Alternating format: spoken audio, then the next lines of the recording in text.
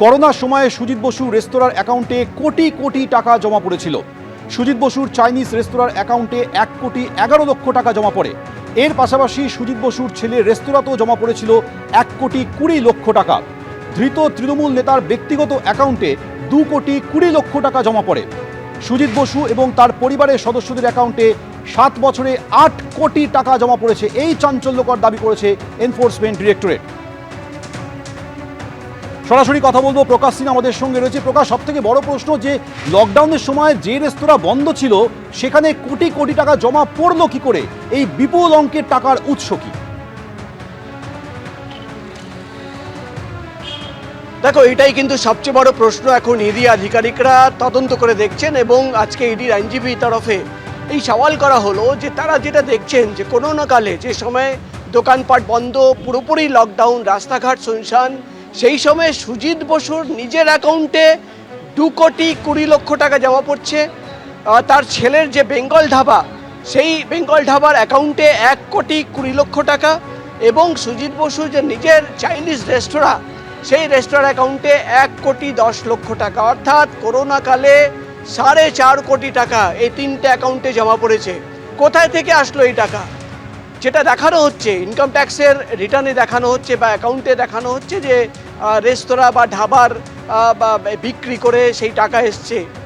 কিন্তু সেখানেই প্রশ্ন যে লকডাউনে, যখন পুরোপুরি লকডাউন, রাস্তাঘাট শুনশান, ফাঁকা রাস্তা, দোকানপাট বন্ধ, কোথায় থেকে এই টাকা আসলো? আজকে ইডি তরফে এটাই দাবি করা হচ্ছে যে এই টাকাই হচ্ছে দুর্নীতি টাকা। অর্থাৎ চাকরি বিক্রি করে একাধিক দুর্নীতিতে যে টাকা এসেছিল সেই টাকায় করোনাকালে অ্যাকাউন্টে জমা পড়েছে। এবং শুধু এটাই নয়, 8 কোটি টাকা 7 বছরে সুজিত বসু তার আত্মীয়দের অ্যাকাউন্টে, রেস্টুরেন্টের অ্যাকাউন্টে, ধাবার অ্যাকাউন্টে জমা পড়েছে 8 কোটি টাকা। এবং যেটা ইডি আধিকারিকরা দাবি করছেন, আজকে কোর্টে ইডির আইনজীবী তরফে বিস্ফোরক তথ্য পেশ করা হলো যে 3খানা অন্তত শেল কোম্পানি তারা খুঁজে বার করেছেন, যে শেল কোম্পানির মাধ্যমে টাকা মানি লন্ডারিং করা হয়েছে, পাচার করা হয়েছে। এবং এখানেই শেষ নয়, যেটা বলা হচ্ছে যে সুজিত বসু সেই দক্ষিণদ্বারী শ্রীভূমি এলাকায় তিনি কিন্তু একটা বিল্ডিংয়ের 3টে ফ্লোর নিজের এবং নিজের আত্মীয়দের নামে করে নিচ্ছেন।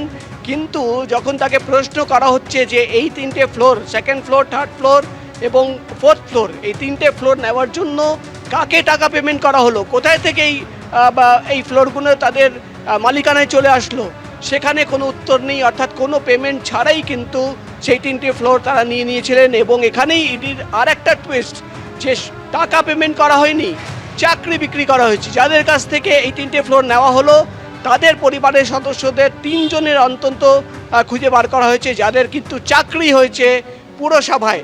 অর্থাৎ শুধু টাকা নয়, ফ্ল্যাটের বিনিময়ে কিন্তু চাকরি দেওয়া হয়েছে। এবং তোমাকে বলে দিই, রিয়েল এস্টেট কোম্পানি, একাধিক রিয়েল এস্টেট কোম্পানি, সেখানে কিন্তু সুজিত বোসের আত্মীয়দের শেয়ার হোল্ডিং আছে, কিন্তু দেখা যাচ্ছে সেখানে কোনো ইনভেস্টমেন্ট নেই। অর্থাৎ একাধিক প্রশ্ন রয়েছে, দুর্নীতির টাকা কিভাবে আসলো, কোথায় গেল, আরও কোথায় লুকিয়ে রয়েছে, বেনামি প্রপার্টি কোথায় রয়েছে, শেল কোম্পানি আর কোথায় রয়েছে, একাধিক প্রশ্ন রয়েছে, যার উত্তর খোঁজার জন্যই কিন্তু 10 দিনের ইডির রিমান্ডে দাবি করেছেন ইডি আধিকারিকরা, আবেদন জানিয়েছেন। আর কিছুক্ষণের মধ্যেই জানা যাবে যে কদিনের ইডি রিমান্ড হলো বা কোর্টের নির্দেশ কি আসলো। সোমেন। প্রকাশ, ধন্যবাদ। আমরা চাইছি কিছু কনফ্রন্টেশন করার জন্য, যেসব ইনফরমেশন আমরা পেয়েছি নানা রকম লোকেদের মাধ্যমে আর যাদের ইনভেস্টিগেশন করা হয়েছিল, তো একটু কনফ্রন্টেশন করব। আর তারপরে যদি এই জন্যও চাইছি যে ইনফ্লুয়েন্স না করেন উইটনেসদেরকে আর কোনো ট্যাম্পারিং অফ এভিডেন্স না হয় তার জন্য। কোভিড কালে অনেক বিজনেসের মাধ্যমে টাকা এসছে ওনার হোটেল, যে রেস্টুরেন্টসগুলো কোভিড কালে চলছিল না সেসব রেস্টুরেন্টের অ্যাকাউন্টে অনেকগুলো টাকাটা ঢুকেছে। যেখানে ব্যবসা চলছে না তখন কি করে টাকা মানে ওনারা পেলেন বা আর্ন করলেন, সেটার কোনো ভিত পেলাম না আমরা। জামিনের আবেদন করেছেন? হ্যাঁ, নিশ্চয়ই আবেদন করেছি। আমরা বলছি they have asked for remand, this is illegal, not valid. আমরা একটা কারণ দেখিয়েছি, বলছি কোথাও প্রসিডিউরাল ক্রাইম নেই, আমি ছাড়া পেয়ে গেছি ইসের থেকে, যে চাষি দিয়ে দিয়েছে, সেখানে আমাকে কেন রেখেছে? পুরসভায় নিয়োগ দুর্নীতি মামলায় সিবিআই যে চার্জশিট দিয়েছিল তার 11 নম্বর পাতায় দাবি করা হয় বেআইনিভাবে সবথেকে বেশি চাকরি দেওয়া হয়েছে দক্ষিণ দমদম পুরসভায়। ইডি সূত্রে দাবি 2014 সালের পর সেখানে 329 জনের নিয়োগ হয়েছিল টাকার বিনিময়ে। কেন্দ্রীয় এজেন্সি দাবি করে করোনাকালে তৃণমূল পরিচালিত দক্ষিণ দমদম পুরসভায় এভাবেই একসঙ্গে চাকরি হয়েছিল 29 জনের। 2010 সাল থেকে দীর্ঘদিন এই পুরসভার ভাইস চেয়ারম্যান ছিলেন সুজিত বসু। ইডি সূত্রে আরও দাবি করা হয়েছে সুজিত বসুর সুপারিশে বিভিন্ন পদে 150 জনের চাকরি হয়েছিল। ইডি সূত্রে দাবি করা হয় বিধায়ক থাকাকালীনও সুজিত বসুর সুপারিশে বহু চাকরি হয়েছে। কোথাও টাকার বদলে, কোথাও জমির বিনিময়ে চাকরি দেওয়া হয়েছে বলে অভিযোগ। অনেক ক্ষেত্রেই দেখা যায় জমির জন্য কোনো টাকা নেওয়া হয়নি, তার বদলে পরিবারের 2 থেকে 3 জনের চাকরি হয়েছে দক্ষিণ দমদম পুরসভায়।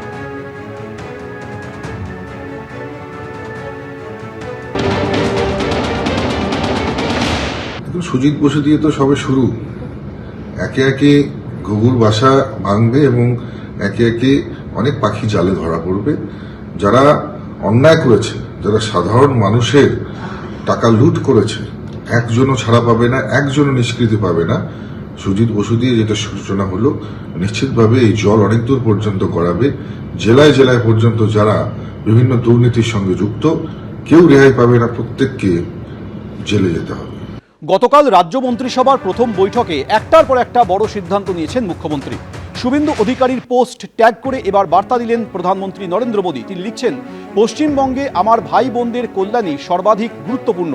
আমি অত্যন্ত আনন্দিত যে রাজ্যের মানুষ বিশ্বের বৃহত্তম স্বাস্থ্য পরিষেবা আয়ুষ্মান ভারতের সুযোগ পাবেন, যেটি উন্নত মান এবং সুলভ স্বাস্থ্যসেবা পাওয়া নিশ্চিত করে। একই সঙ্গে ডাবল ইঞ্জিন সরকার গুরুত্বপূর্ণ কেন্দ্রীয় প্রকল্পগুলির বাধাহীন বাস্তবায়ন নিশ্চিত করবে। এক্স হ্যান্ডেলে পোস্ট করেছেন প্রধানমন্ত্রী।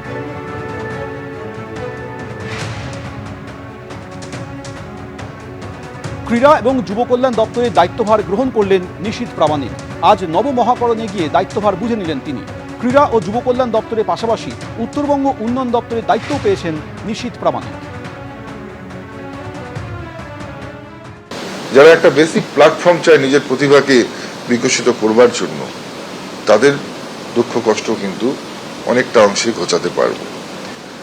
অনুভূতি এটাই, এবং সেটার সঙ্গে সঙ্গে প্রাথমিক সিদ্ধান্ত এটা যে আমরা ইমিডিয়েট, আমরা আগামীকাল থেকেই সমস্ত সেন্ট্রাল স্কিমগুলো যাতে পশ্চিমবঙ্গের জন্য লাগু হয়ে যায়, খেলো ইন্ডিয়া থেকে শুরু করে, সাই থেকে শুরু করে ভারত সরকারের ক্রীড়া সম্বন্ধিত যে সমস্ত এবং যুব কল্যাণ সম্বন্ধিত যে সমস্ত স্কিমগুলো রয়েছে, সবটার প্রত্যেকটার সুযোগ যাতে পশ্চিমবঙ্গের খেলোয়াড়রা পায়, পশ্চিমবঙ্গের যুবরা পায়, সেই জন্য আমরা আজকেই পত্র প্রেরণ করব এবং নিশ্চিতভাবে এই আগামীকাল থেকে শুরু করে 1 সপ্তাহের মধ্যে প্রত্যেকটা স্কিম পশ্চিমবঙ্গের জন্য লাগু হয়ে যাবে, পশ্চিমবঙ্গে ইমপ্লিমেন্ট হবে। এবিপি আনন্দ, এগিয়ে থাকে, এগিয়ে রাখে।